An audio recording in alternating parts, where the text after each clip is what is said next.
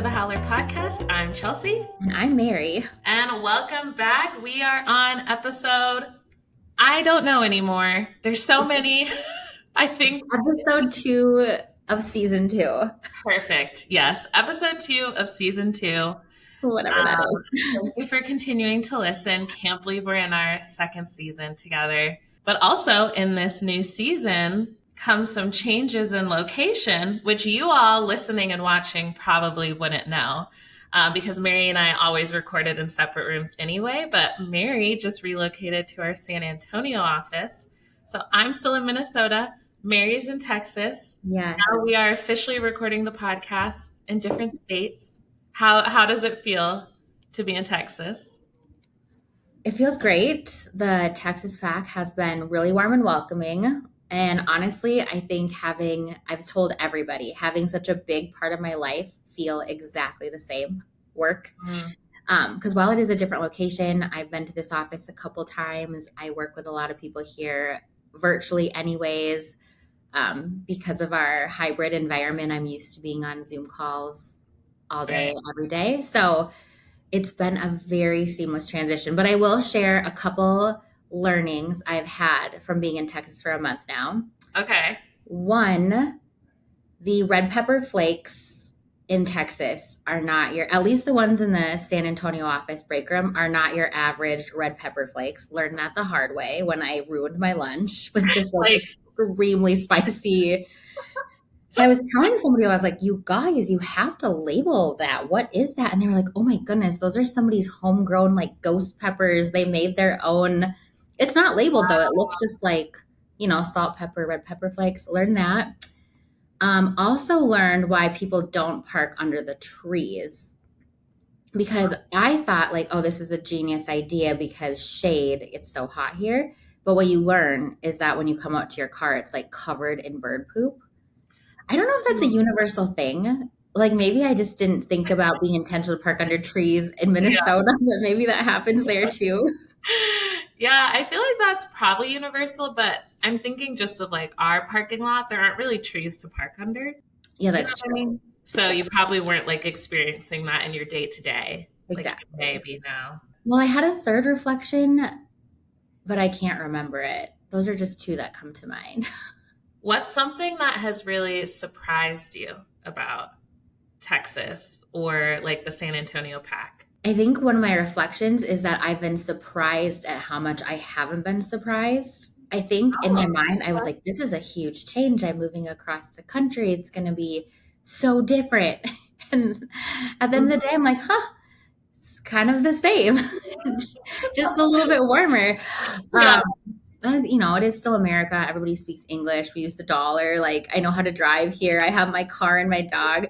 But I will say the San Antonio pack, super kind, really warm and welcoming. It's a smaller office. So I feel like the community is really good here and people have invited me to join them for lunch and they're really intentional to stop by and see how I'm doing. And I've got a huge Google Maps list. If anybody comes to San Antonio, I now have all the recommendations because everybody tells me their favorite restaurant, bar, thing to do. And I've got a Google Maps list going of all the best recs in San Antonio. So. Okay, love it. Yeah, so it's been good so far. But yeah, recording the podcast feels normal and kind of fun to. Now we're a cross-country podcast. Yeah. And Alex, our producer, is in Canada. So technically That's true. We've already been international this whole time. Yeah. Okay, well, November, we're recording this. Or we're recording this in October. The pack will listen to it in November. I'm personally really excited for this podcast because it's a leader I don't know at all. So I'm excited to get to know him. Same. And for the pack to get to know him. But before we do, since it's November, I feel like we should talk about what we're grateful for. Yes, here in the U.S., November kind of equals Thanksgiving time to reflect and practice gratitude. So I was just thinking before this, I was trying to think about what I wanted to share. I think my whole life you've always, or at least me, but I feel like a lot of people have probably experienced this, where you always hear people saying they're really grateful for their health. And I remember as a kid just being like, what a lame answer. Like, who cares about your health? You know what I mean? Like, to me, it made more sense to say like family or community or toys, who knows, whatever. But I will say, like, as I've gotten older, it truly is my health and the health of like the people that I love more so. Yeah. Because I feel like all these other things outside of maybe community and love, like without your health, all these other things just like don't really matter if you're not like healthy enough to and well enough to like enjoy living life. And if like the people that you love are healthy. So I really truly think, especially because I had like I don't want to call it a health scare, but I dealt with some things that were just like scary for me this year. And I was completely fine. Of course, it was all just like in my head. But like, so I feel like I'm just like super grateful for my health. What about you? No, I mean, I totally agree with you. And I think it's one of those things. I know for me, I just am always reminded of how much I take my health for granted until I get sick. And then it's like, oh my goodness, I would do anything to feel well right now. And when you were talking, I've heard this quote once. Here we go. No, there's this quote that it made me think of, and it's something like, a healthy person has a million dreams and the sick person has one. But it's so true. Like, it's really hard to have like bigger dreams or care about really anything else if you're like absolutely miserable. So wow, I just got goosebumps when you said that. yeah, I'll look it up so we can attribute to the person. But okay, I'm gonna say in this season, I'm really grateful for technology. I think with the move, everyone asked me like, how am I doing? Am I homesick? And I just feel between like Marco Polo, Instagram, text. My family we're like iPhone, Android family. So like we use Google Meet to chat, but like I feel so connected to everyone because everyone's been so intentional to call or send a Marco Polo or text. So it's just amazing the power of technology to help us stay connected, even if we're thousands of miles apart. Truly. Could you imagine you used to have to like send a letter and then wait months and months? Totally. And then maybe get a letter back months and months later. That's wild. Okay, fun. Well, like we said, since it's November and in the US, a month of gratitude, we'd love to hear what you're grateful for. So share it in the Howler Slack channel if you're a PAC member, or if you're not a PAC member yet, maybe journal, share with someone you love. Yeah. Or like, I don't know if we have this feature turned on, but on YouTube and Spotify, can't you leave comments? Probably. Do it. Leave some comments. Yeah, we've never had a comment. So if you're listening, we would love for you to be our first commenter. You would. We only want you to be our first commenter if you want to say something nice. If you don't want to say something nice, keep it to yourself. Yeah. Okay, I'm so excited for today's conversation with Jeff Green. Like Chelsea and I mentioned earlier, we do not know him at all. So one of the reasons we do this podcast is to help the PAC stay connected regardless of location. And I am so excited for a conversation like today's where we get to know Jeff better and the whole PAC can get a peek into just how he thinks and who he is and maybe a little bit about his personal life and how he leads his team. So Jeff is our Senior Vice President of R&D. He is an industry veteran with over 30 years of experience in building world-class products and technologies for enterprises and consumers, primarily focused in security. Currently at Arctic Wolf, he leads global research and engineering organizations with a focus on delivering security outcomes for customers and ending cyber risk at high scale. Previously, he ran engineering at security companies such as Sophos, Pulse Secure, Juniper Networks, McAfee, Dr. Solomon's, and ClearSwift. Jeff holds 18 patents and is a graduate in computer science from the University of East Anglia in the UK. Okay, welcome, Jeff, to the podcast. We're so excited to have you. Likewise, great to be here. Perfect. And we were curious. We couldn't remember where you're located. You are in Tennessee, correct? I'm based just outside of Nashville in Tennessee. Oh, okay, nice. Do you spend a lot of time in Nashville? I don't. I'm about 20 minutes out of town, and most of my stuff revolves around the town I live in, which is Brentwood. Okay. And where are you from originally? I grew up in the UK, so I grew up probably about 20 miles from Oxford, Okay. and so it's 35 miles outside of London. Okay. Okay. Everything is adding up now Yeah. because so we always start the podcast with some sort of fun game, which is always a surprise to our guest. And so it's usually trivia or something based off what we know about them. So I asked around, I asked Dan Chiappa, like, what is Jeff like? What are some hobbies, etc.? And he said British cars. So then I was working on the trivia for today, and I had this panic moment in my mind. I was like, what if Jeff doesn't really like British cars that much? And it was just like he said it one time in passing, and then I've created this whole trivia around something he doesn't even really like. But hopefully you do like British cars because we're about to ask you some trivia questions. All right, well, let's give it a whirl and see what happens. Okay, perfect. Okay, perfect. All right, well, we'll jump in. I tried to pick what I thought were maybe easy ones, but I guess we'll see. Okay. Okay, question number one. What is the best-selling British-built car model of all time? Oh Is wow. it? It's multiple choice. Don't worry. Is Okay. it A, the Mini, B, the Morris Minor, or C, the Aston Metro? Austin Metro. Sorry. I'd go with the Mini. I'm not 100% sure, but those are several popular, like in the day, brands and makes of cars. So I go with the Mini.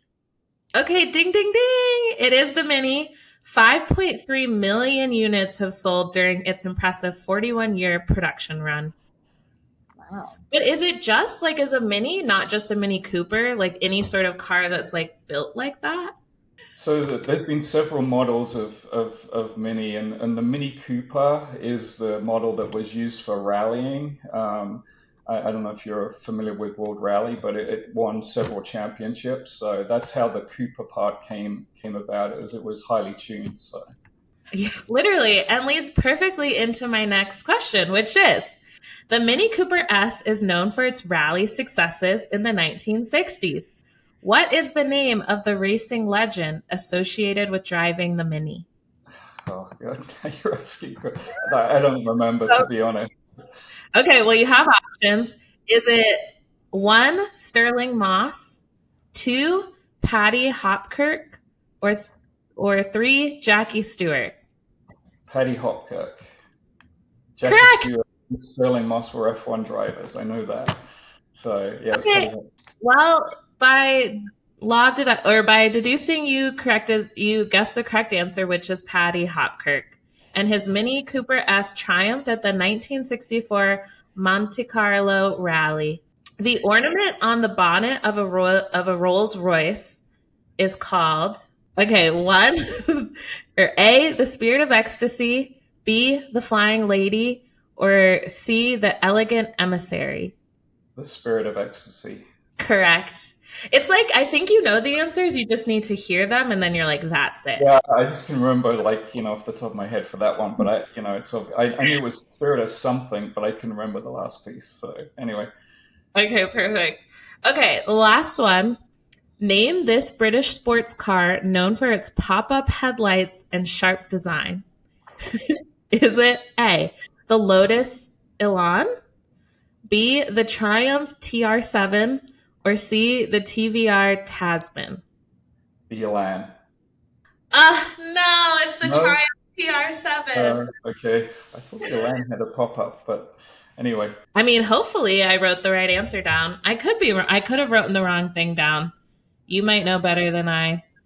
Um, but no okay, worries. this was fun. So do you actually like British cars or what's the story here? Why did Dan tell us that you liked British cars?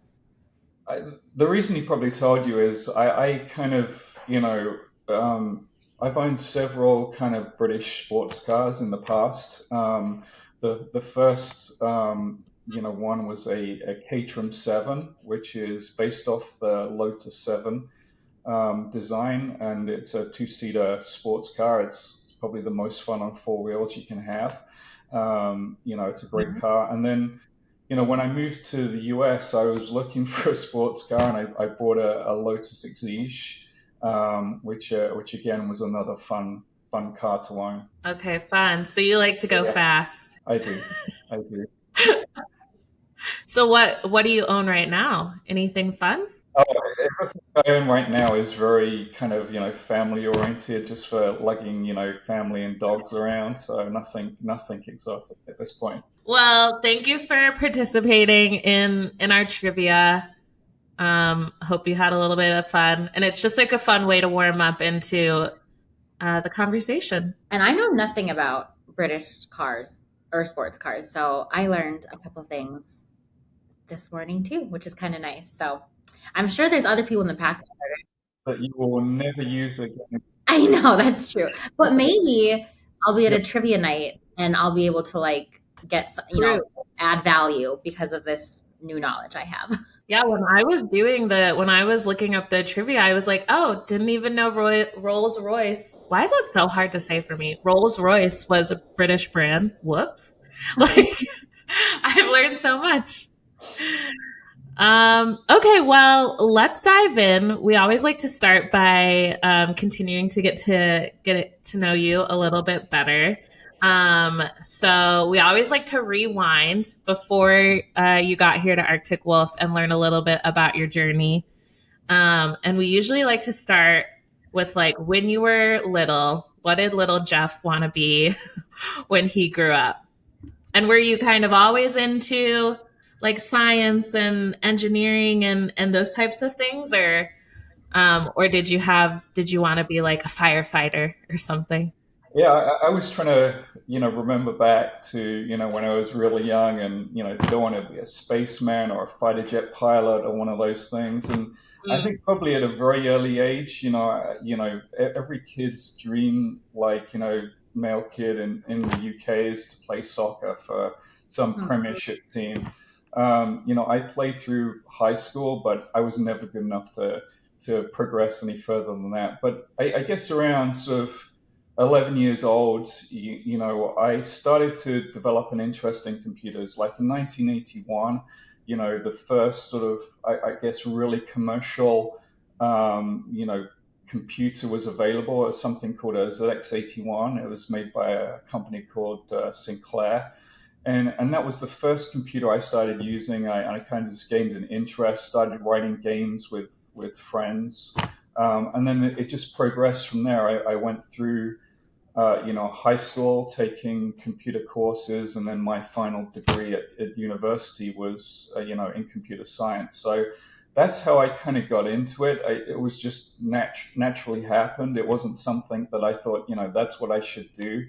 I kind of, managed to get through all my courses pretty easily. So I figured that, it'd make a good career too. So that's how I ended up in software. And, I've been passionate about building, products, particularly in security, since about 1997. With my first job in security was at a company called Dr. Solomon's. It was a antivirus company based in the UK, was very predominant in Europe, and got acquired into a company called McAfee, which I'm sure you've heard of.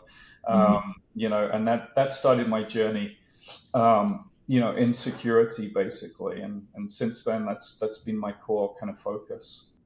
What led you, I shouldn't say what led you to Arctic Wolf, maybe that's part of the question, but why did you choose to join us on our mission to end cyber risk?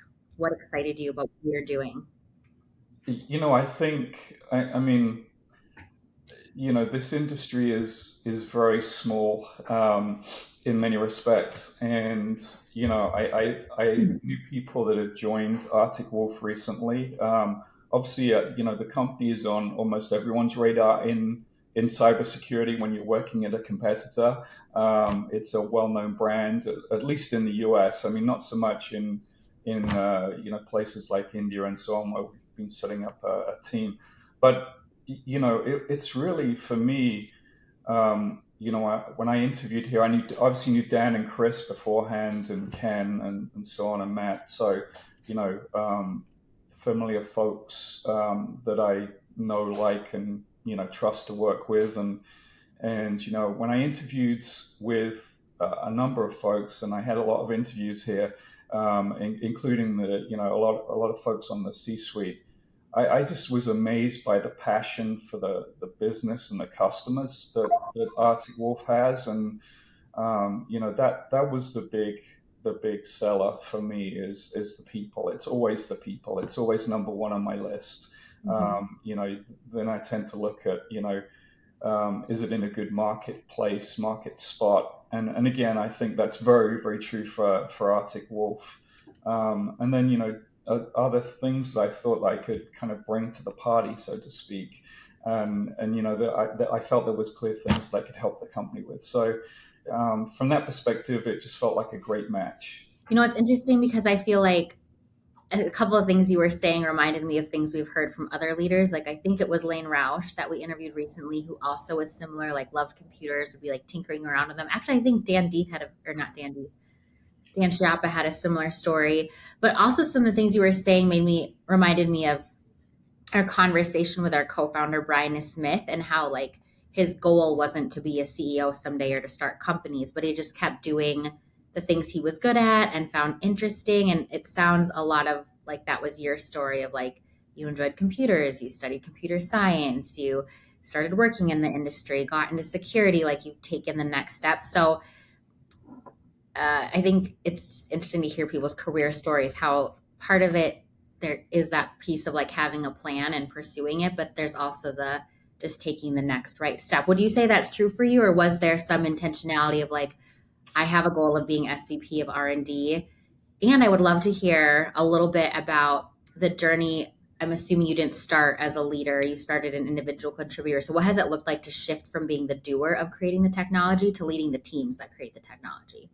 Yeah, that's a good question. I think I strongly believe that in life you should do something you're passionate about, because then it's not a job, right? It's not work. You don't sort of get up in the morning and think, oh God, I've got to go into the office or whatever, the thing is. Like, you're excited to hit your desk in the morning. So I think being passionate about something like that is super important. When I started off, I didn't have aspirations to be like a VP or any kind of title. To me, titles don't really kind of matter. That some people place importance on them. I never have. But I started off as a developer. My first jobs were basically writing C++ code, and I did that in the banking industry, the telco industry, before landing in security, and I've been doing that ever since for the most part. So I was an engineer, and as I kind of got more and more experience, I started to move into more sort of management roles. And for me, there was a very uncomfortable time where I was going from an IC developing code to leading a team, and you kind of, and I've seen and heard this many, many times from people making this leap, you feel like you're losing your skill set. Like, you feel like you're losing the ability to code. But what you don't realize is you're also learning a new skill set, which is, how to manage and build products. And so, I think that was probably the hardest part in making that transition for me at the time, as a kind of a personal struggle. But I think many people go through that move from ICs to leadership positions. Did you find yourself when you felt like you were losing your skill set? Obviously, like you said, you realized you were gaining a new one, but do you do anything to try and keep up your coding skill set, or some of those other things that maybe you're no longer doing in your day to day? I do when I find time to do that, which is very rare nowadays. Yeah. I mean, again, I've been at large companies and startups, and when I've been at startups, that's necessitated me building code, and so I can dust off the dust off those skills. Mhm. But in terms of learning new skills, I think it's kind of really important to have a learning mentality and a learning culture in work, and learn from peers, learn from osmosis, learn from education, and whether that's courses or reading. I think kind of that's a really important thing for everyone to do at any level, whether they're managers, Mhm. ICs, or whatever. I think just staying fresh with the latest, technology or ideas around management is really, really important. That was great. We're going to take a quick pause right now to hear a security win from one of our security services pack members. Hi, my name is Stefan Hofstetler, and I've been with Arctic Wolf for 7 years now. I work in the Arctic Wolf Labs team, in the Threat Intelligence Research team, and we work to provide different parts of the organization with threat intelligence to better protect our customers. So we recently had a challenging threat event where there was an influx of activities involving sonic wall devices. And while we didn't have definitive confirmation that a new sonic wall exploit was involved, we did decide to move quickly to ensure that customers were patched against it.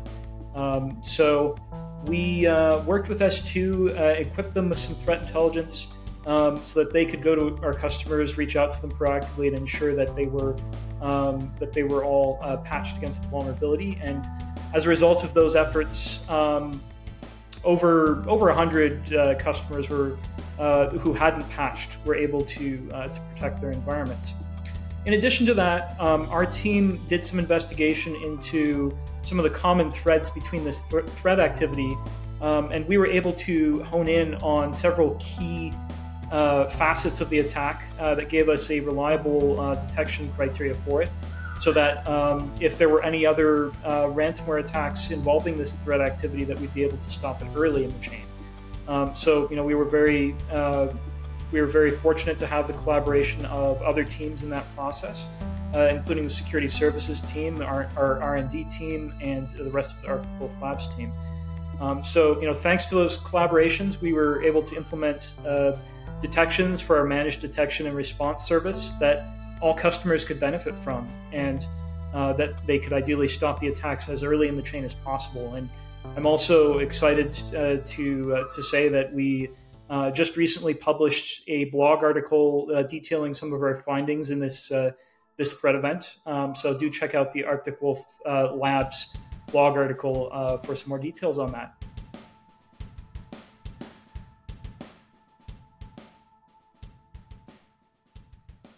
I do feel like we can't go any further without asking you this question, because you did mention soccer/football. So I feel like we have to ask you what club you support, just so that it's out there. So where I grew up is kind of halfway between London and Birmingham, right? So so the choices were to support a local club was either really a London club or a Birmingham club, and at least in the Premiership. Like, there are other clubs in lower leagues, or were at the time, that were nearer, but so I ended up picking a team called Aston Villa. They're based in Birmingham. It's a team my dad supported, so I kind of followed the family trait, or family suffering, I guess. They were good at one point around the 1980s, but haven't been great ever since. But I stuck with them. Okay, and you still support them? You're loyal? I do today, yeah, yeah. When I was a kid, I got to be a mascot. So I actually got, at the time, it was the championship winning team. I got to go and kick the ball around on the pitch with them before the game started. So that was kind of fun. I mean, for an 11-year-old, that's like the best thing you can do, right? In the UK. That's amazing. Okay, fun. Like, is mascot the same in the UK? Like, you mean like dressed up in No, it's not. It's not like a, It's not like an NFL mascot or a college, football mascot or whatever. It's literally you go on the pitch in the normal soccer kit and play with the team. Okay. That's what, as soon as when you first said mascot, I was like, you got to be the mascot. But then when you explained further, I was like, I think it's something different. Okay, fun. Well, I was itching to ask you that. I was curious. I've never heard of that team. But it sounds like maybe because they haven't been doing so hot Yeah, recently. definitely. Okay, back to the serious stuff. So we recently opened our new global capability center in Bangalore, India, and we know that, you played a huge role in that new venture, and you even went over to India for the grand opening. So we just want to talk to you about that. Would love to hear kind of about that experience, both like leading up to the office opening and then just your experience meeting the PAC members in Bangalore. It's like the fourth time that I've done this. Going back to 2001, I think it was, when I first opened the site with McAfee. And obviously there's been a lot of changes within India and Bangalore since then. But it was really fun hitting the ground there again, and going and spending time, like when you're this many miles away from a team, like you're seeing the names come in, you're approving the hiring and the recs and all that kind of stuff, but you don't get a sense for the what's getting created there. And it was just really cool to see like the 30 something people that we have on board now as part of the PAC. And it was great to go over with the team, Chris Kraft and Kristen and Jason and Dean, to go open the office there, do the ribbon cutting, do the lamp lighting, do all the traditional things that you do when you kick off an office. And I think one of the coolest things we did was we got a cricket bat. India is very passionate about the sport of cricket. And so we got a cricket bat, and we had the first 11 people, because there's 11 people on a cricket team, sign the cricket bat, and we're going to put that up in the office. And it's kind of awesome that the brand of cricket bat is called Wolf Pride. So we're going to be hanging that on the wall. I did this at India. We gave everyone cricket bats with their names on. When we set the first site up in McAfee, and we did the first 11 people, they got their own cricket bats, etc. And that became like a cultural legend, where one of these cricket bats was handed down to each time there was a new site leader, they would get this cricket bat. So it became a very kind of cultural thing for the team there. So I'm hoping we're doing something similar here at Arctic Wolf. It'd be pretty cool if we did. Well, it sounds so serendipitous too, that it's called Wolf's Pride. I know. I can believe it. The previous ones weren't named that. So it's a huge deal in India. Cricket is like the predominant sport. So. Well, isn't cricket actually, by the numbers, one of the biggest sports in the world? It may be. I wouldn't know the following. I think it's up there with soccer and other sports that are globally played. Yeah, I've heard that, Mary, that it has like one of the largest fan bases in the world. Well, okay, so Jeff, you said this is your fourth time opening up an office in India. What do you do different on time 4, and how are we better from your previous 3 experiences? I'm just thinking back, like from the first time you did this to this time, what are things you've learned, and how are you a leader of a team in India because of all the experiences you've had? Yeah, I think when you first set up a team there, there's a lot of things to learn culturally, as well as the kind of the remote distance, the time zone challenge. Depending on where you are, it's plus or minus 12 hours kind of thing. So it kind of you learn a lot through that process. I think the things that we've done differently this go around is really focus heavily on what we've called the seed team. It's really important to make sure for each individual team that we're putting into the office there, that the key first hires, the seeds to those teams. We put a lot of emphasis on that, getting really strong senior folks that have been around the block. They've done this kind of thing a few times before, and they also have the ability to attract people in. I think it's really important to be able to hire off the Rolodex, for one of a better phrase, because India is a tough recruiting market. It's very competitive. If you hire off your Rolodex, you're getting someone that's likely to come join, and you're getting someone that's likely to stay for the long term as well. So that those things are kind of really important. So we put a lot of emphasis and focus, on that, with this particular setup. So I think that's kind of the major difference or learning that I've had over the course of multiple of these types of things. But there's great. I think the thing that kind of took us there was really the great talent that there is, and the quantity of talent in Bangalore itself. The state of Karnataka, which is where Bangalore is based, has had great computer science courses for many, many years, and it's created this ecosystem. And then since about 2000, a lot of security companies have been building out teams there, and that's really kind of fostered this cybersecurity environment there that we're going to be able to leverage, from in terms of our hiring, which would be great. Well, as someone that loves to travel, I know you were just there for the grand opening. I would love to know, did you have any cool experiences when you visited?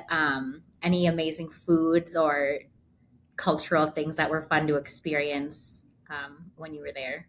I mean, nothing that I haven't, been through, before. I mean, like, I love Indian food. I like spicy food. So, there's, just great food to experience. So, yeah, no, I mean, there are lots of cool things to do and see. Obviously India has a long heritage, and, has lots of interesting buildings and architecture, and that to see, and it's just like nothing you would see on the streets in the US, as an example. Like, you'd be driving down the street, and there would be a cow walking down the middle of the road, and, people are like navigating around, obviously the cow. So it's very, very different. It was cool to see the photos from the grand opening and the special ceremony with the flowers. I forget what that's called. I know I'm totally blanking on it, but you mean the lamp lighting with the flowers around the bottom of the lamp? Yeah. Yeah, and just even seeing, like, I know Kristen, our leader, she got a special outfit to wear, Indian dress, which was really cool to see. So it's really fun having that culture being brought to the pack. Yeah, absolutely. Well, switching gears a little bit, we always ask our guests a question related to one of our culture tenets. So this month, we wanted to talk to you about our Lead the Way culture tenet. So how do you live that out, lead the way? And then do you have any examples you'd like to share of other PAC members that you've seen doing this, or someone from your team, or even yourself again, how you live out that culture tenet? Yeah, that's a great question. I think kind of, one of the, I guess, most important to me out of the sort of tenets out of Lead the Way would be, innovate to advance. I really believe in our industry, we have to innovate, and we have to continually innovate. Otherwise, we get left behind by fierce competition, but certainly by our adversaries, right? The folks that we're trying to protect customers from. whilst we're doing, awesome things with Gen AI and AI generally, so are they, right? Like it's removing barriers, that they also had in terms of language and those kinds of things. So it's really important um, to innovate. And I believe like it doesn't have to be like big bang or big things. It can be small things, right? It doesn't necessarily have to be about technology. It can be about the way we do something or a process or whatever. So, just thinking of ways to, sort of change the game on what we're doing or what our, adversaries are doing. So, I think kind of, one way that I try to embody that is working with, teams to work on things, solving our business problems, and in doing so, creating like, proof of concepts or small things that we can then, take to like, Dan or Chris or whomever, to get their buy-in, and then suddenly, you start bringing that to our products and our services. So I think that's kind of, one thing that is really, really important. And I see this all the time with things that we're doing in R&D here. And it may be something that doesn't necessarily sound exciting, but it has a big impact, to the company. A classic example: one of the teams, reworked some things on the way we were storing customer data, and that's going to shave off millions of dollars in cost for us. So that's, it doesn't seem like it's not something that we make a press statement about, but it's really, really important. So I think kind of, there are lots of little things like that are happening, and I've already seen some great innovation coming out of the team in India as well, even though they've been up and running for a few short months here. So there's lots of that happens, and I think just making sure there's avenues for us to get those things to market is really, really important, and that's how I try and help on that front. I love that you are talking about innovation and how just like little small things that might seem really small can make such a big impact. I'm curious though, we have so many, you in R&D, we have a large team, lots of pack members that probably all have amazing ideas on how they can solve the business needs. How do you help the team kind of prioritize? Because we obviously aren't able to do all these innovations at one time. So kind of like, how do you view that process of like, here's the main thing is the main thing, the business need, and then help the team kind of follow suit. Yeah, it's always tough to prioritize things. I think kind of, if you can align them to some of our company goals, in terms of what we're doing there, I think that's really important. That helps with the prioritization. Understanding the business problems that we face and we need to address, working with the product management team, I think can help. And we do all kinds of other things like hackathons and those kinds of things where we're giving like sort of guided. These are some of the business problems like we want to solve. Like we want to improve our cost of goods. Engineering can impact that greatly, as a large portion of it is through our AWS spend. So there are things that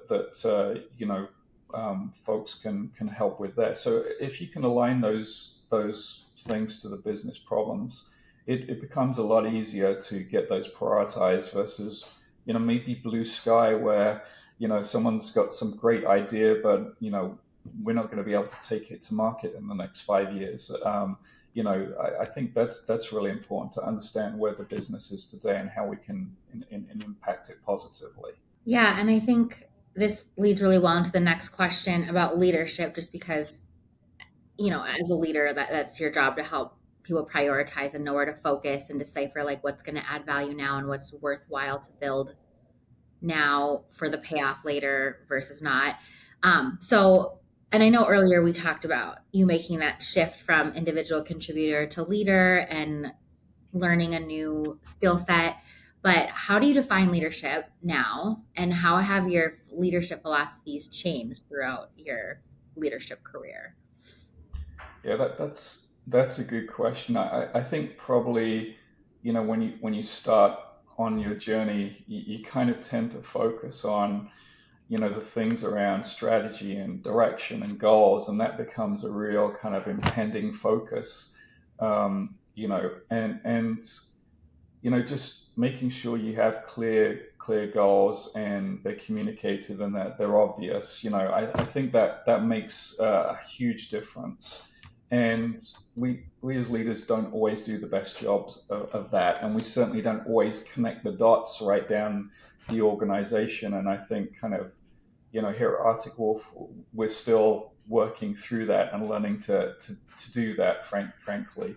But I think kind of, as I've, gone through my career, is really kind of, you know, figuring out the people side of the equation as being something that I've learned more over time. And what I mean about that, by that is, looking at the team that you have, and do you have the right folks? Do you have the right bench, as they often say, to go where you need to go to align with your strategy?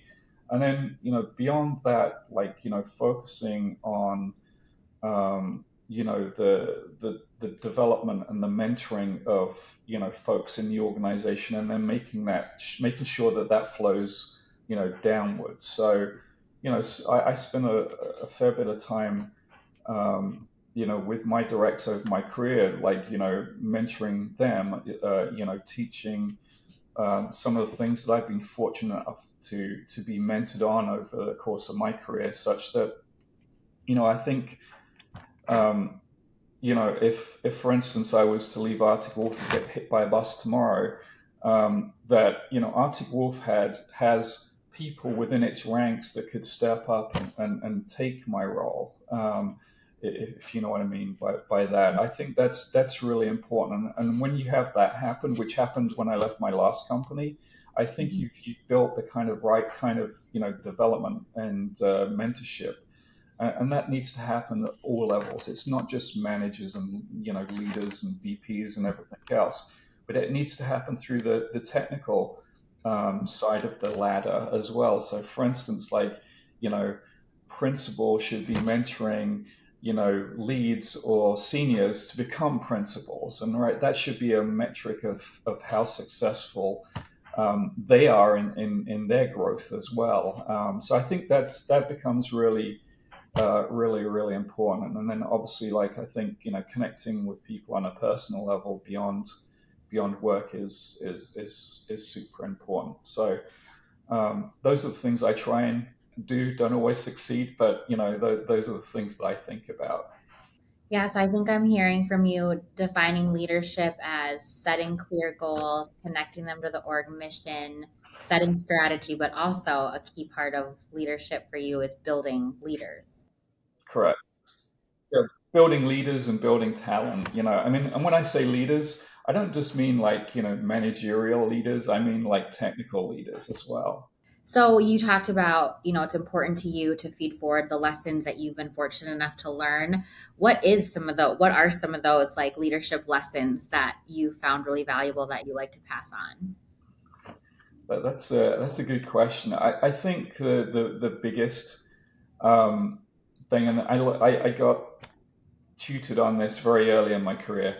What was really the phrase "seek forgiveness later," and what was really being taught was don't ask permission, if you know what I mean. Like, be proactive. Lead in many respects. So I think kind of that would be one of the most important things that I think, I've kind of, you know it's been instilled or drummed into me at an early age. You know, I think probably like one of the best sort of management books that kind of embodies this that I've read is called it's called Turn the Ship Around.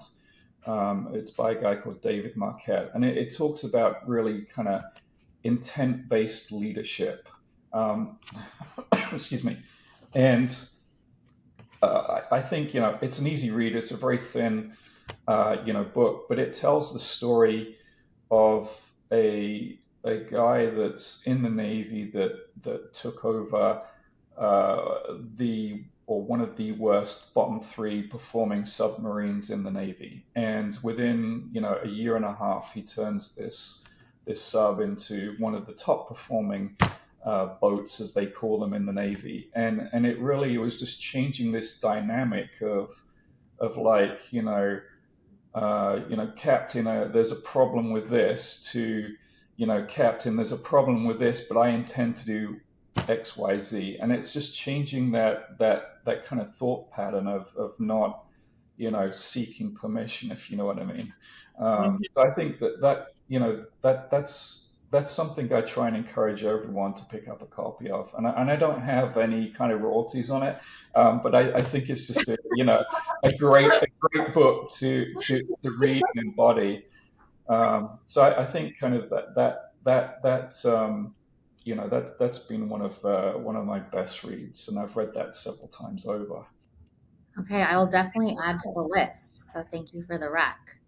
I feel like when we were reading your bio in the beginning, you have over 30 years of experience in building world-class products and technologies. And I was thinking like you've literally been leading for, almost longer than I've been alive, or so I can't, I'm just saying like I can't empathize fully just because of all the experience you've had. But I feel like I really resonate with the ask for forgiveness later. I remember early in my career, I was working at a startup. And so we were building like everything from HR, like we didn't even have a system. Like our HR information system was a password protected spreadsheet.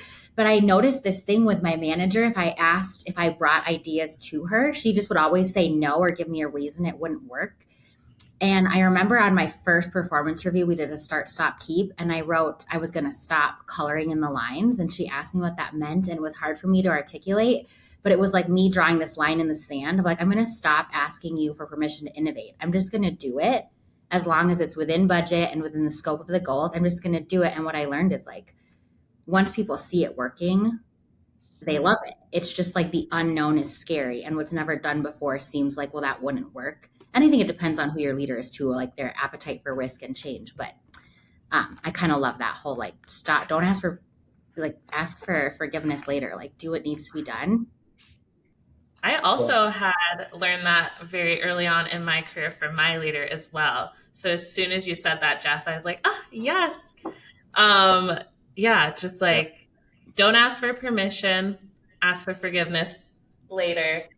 I can't count the number of times that I've done that and not gotten into trouble, but I can't think of one instance where I have gotten into trouble by taking that maxim. And I think that's the thing that people kind of fear. Like if I make a decision or do something different, am I going to get into trouble for it? Like, and generally that's not the case. So. Yeah, I was about to say exactly that. Like, obviously, this is all within reason. Like, don't go spend $1 million or something and then ask for forgiveness. But literally, I've never, anytime I've like taken the risk, which I feel like risk is I wouldn't even call it a risk, but anytime I've just like taken the action, I've never gotten in trouble. And even if it's like, oh, okay, we tried that, we're not going to do that again. Or we've learned this, now we're going to pivot and do something else. But I also love something else you said, or maybe it was Mary said, now I don't know anymore, but that got me thinking. One of the things I also learned early on from a leader, and then that I adopted when I was a people manager as well, is like, don't just come to me with the problem. Oh, it's to your captain. it's back to the book.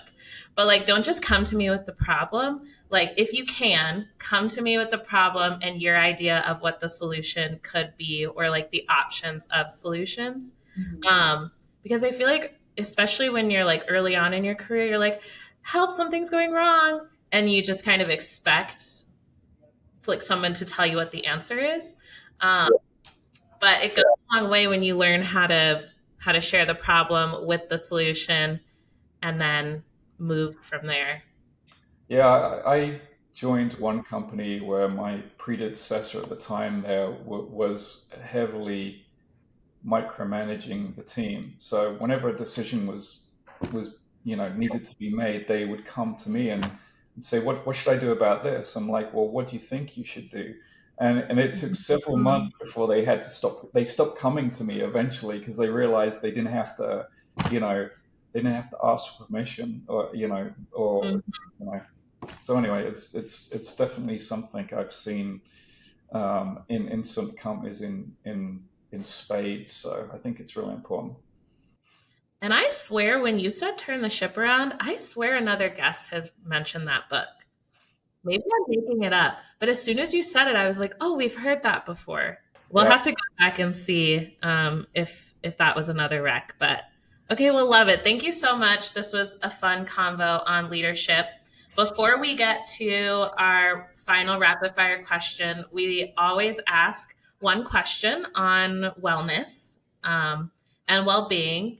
So what does well-being mean to you, and what does well-being like look like to you or feel like to you? Yeah, I mean, beyond the sort of physical side of eating healthy, exercising, all the rest of it, which I'm guilty of not doing for most of the time. I think kind of like when with the situation we've been in, and we're sort of, many people are in now working remotely, like I think kind of the mental wellness is something that's super important. And like for me, often I can go through days of meetings and not feel like a sense of accomplishment. So I find it really important for me to set small goals each day that I endeavor to accomplish before I flip the lid down on the laptop, because that gives you that sense of accomplishment, and that sense of satisfaction, happiness of getting something kind of done. So I think, for me, just setting small goals each and every day, whether it's work related or personally related, I think that is important. I think it kind of helps with a sense of achievement, frankly. Are you really intentional with only setting like 2 goals, 3 goals? Because obviously too many goals and you might not get anything done. No, I think, the other thing, it's true when we're talking about leadership as well, it is like when you're defining goals and that you can get so overwhelming with the number of goals you set. I think just focus.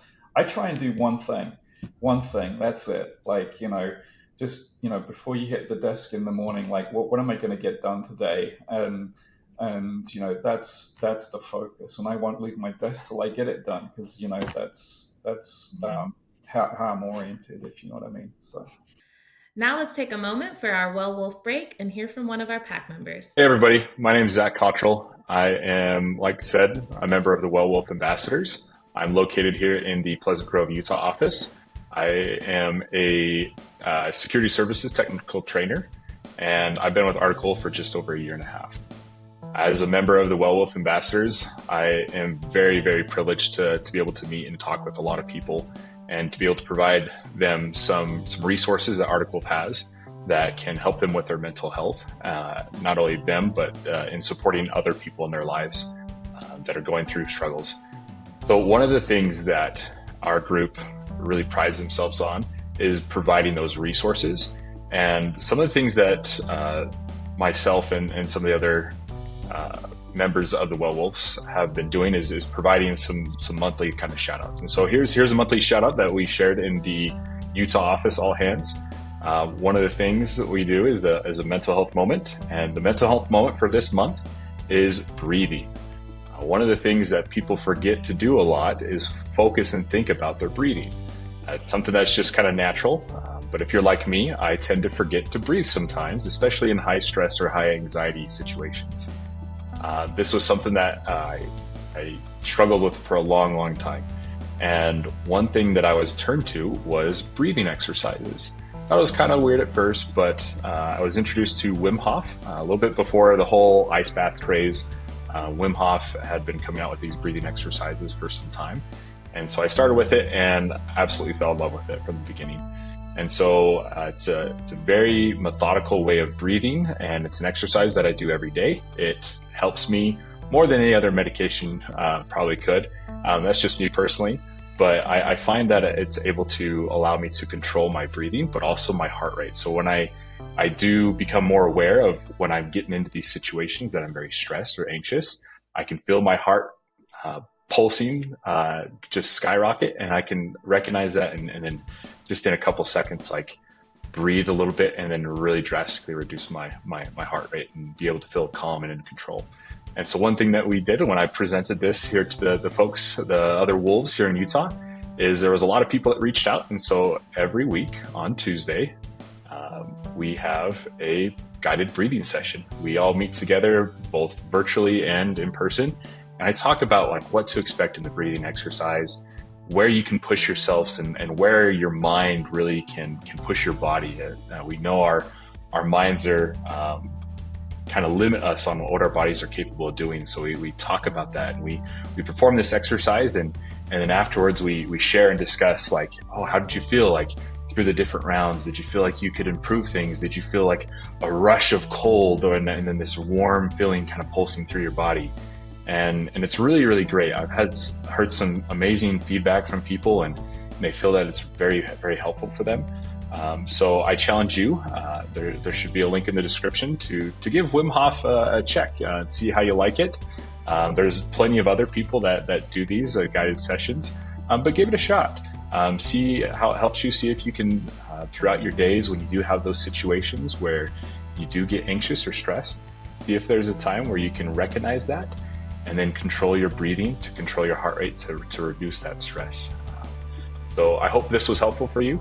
If you ever need anything or another tip about how to help yourself and help the others that you care about with mental health, feel free to reach out to me at any time.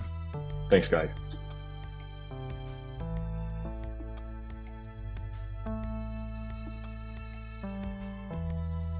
Okay, Mary, any other questions before we transition to rapid fire? I don't think so. I've really enjoyed this conversation. I think some great nuggets on leadership, and just fun to hear your story and learn about the team in India. I do have one wild card question. How did you end up in Tennessee? Like, I'm so curious. That's a good question. You know, we spent most of in the US. I moved out in 2006. And I spent most of my career in Silicon Valley, and we just wanted to get out of the hustle and bustle of the valley in California, and we were looking around at different places, and being an engineer, I had a spreadsheet with 50 states on, with all the selection criteria and the ranking and everything else. So. It just turned out that this was in the top three, and we kept looking for places and houses, and we just kept coming back here for some reason. I just can't explain why, but it's been the best move we've made for the family. It's just a great environment, great schools. Okay, you know what? That actually does. I have a wild card because I feel like we got to know a lot about like work Jeff and career Jeff. But tell us one thing about you personally. Like, what's your aside from British cars, like what's something you enjoy doing, or what's like an average night in the Green household? Okay, well, I mean, hobby-wise, one of my favorite hobbies is skeet shooting. So that's something I try and do whenever I get some spare time.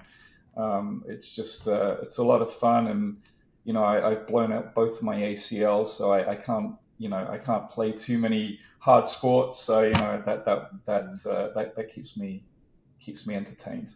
Okay. Wow. Okay, fun. Not the ACL tears. No, it won't come. Okay, well, the rapid fire, we'll get to know you personally a little bit better through these questions too. So this is just first thing that comes to your head, okay? Best concert of your life. That's a tough one, but I'd go with a band called the Notting Hillbillies. Probably a band you've never heard of, but it's formed of a number of the members of a band called Dire Straits. They're very famous guitarists, and just the way they played guitar for like 3+ hours was just amazing. So, that probably is the best concert I've been to. I love the name, the Notting Hillbillies. Fun. Okay, your favorite word. Interesting would be my favorite word. Um, Okay. there's a great uh, use of it in the British language, and I won't go into details. Feel free to Google it, but Oh, it doesn't mean interesting, funnily enough. But Oh, yeah, I am so curious now. I mean, in the US, we obviously use interesting in like a we don't really like something, but we don't want to like outright say it. that's fairly similar in the Britain too. Okay. So, yeah, Okay. but a slight variation on it. But yeah. A place on your bucket list. Antarctica is definitely somewhere I'd like to go. Cool. Are you a big traveler? Have you done a lot of traveling, like outside of work traveling? I mean, over the course of the years, yeah, I've traveled a fair bit. It's something my wife and I like to do. We did a lot before kids and family, but not as much as then now. But yeah. What's something that people often get wrong about you? I think where I'm from would be something that is what I suffer with a lot. And I think it's because I've got like a mid-Atlantic accent nowadays, where it doesn't sound American. So everyone in America thinks I'm from the UK, but when I go to the UK, everyone thinks I'm from America. It's kind of weird. Um, and then if it's not that, it's something like, are you Australian, or something of that nature. So yeah, I get that a fair bit now with my bastardized accent. Yeah. Okay. All right. Last one. Give us a snapshot of an ordinary moment in your life that has brought you joy. We have a boat, and so we love being on the lake here. I mean, obviously, Tennessee is landlocked, but so we love to be on the lake, and I just love spending time in the water and doing that kind of stuff. So that's really my zen place. Whenever I feel like stressed or whatever, is and the weather's great, just get out on the water and enjoy the scenery and stuff. That sounds so nice. Have you been on a Minnesota lake? I have not yet. No, I have not. Here in Tennessee, there's a lake called Norris Lake. It's usually rated in the top 10 in the country. And it's just a great place to be, and it's a cool, like, clear lake. It's really nice. Ooh, I love a clear lake. I don't know. I don't want to be in like dirty lake water. I want it to be clear and pretty. Yeah. Okay, fun. Well, thank you for joining us on the podcast today. Like Mary said, it was so great to get to know you personally a little bit better, chat British cars. No, I'm just joking.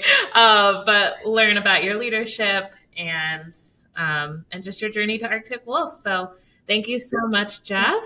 I'm excited for the Greater Pack to get to spend some time with you when they take a listen to this. So thank you so much for the time. This was great. Well, thank you. It's been a lot of fun. Been great to spend some time with you all. Okay, well, if you are a PAC member, we have some exciting things coming up in November.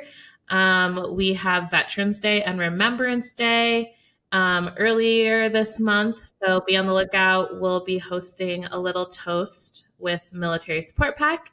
And then November is also Indigenous Heritage Month, so IP Wolves, which stands for Indigenous Peoples.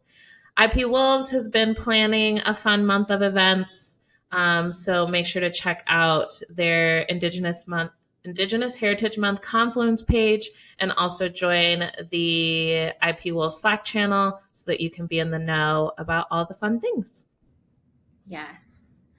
And if you're not part of the pack, but you want to join all these great things and be part of our amazing community on mission to end cyber risk and innovating to advance, like Jeff talked about, check out our open positions at www.arcticwolf.com/careers and come join us. Great. All right. We will see you next month. Thanks, everyone. Yes. Happy November, everybody. Bye. Bye.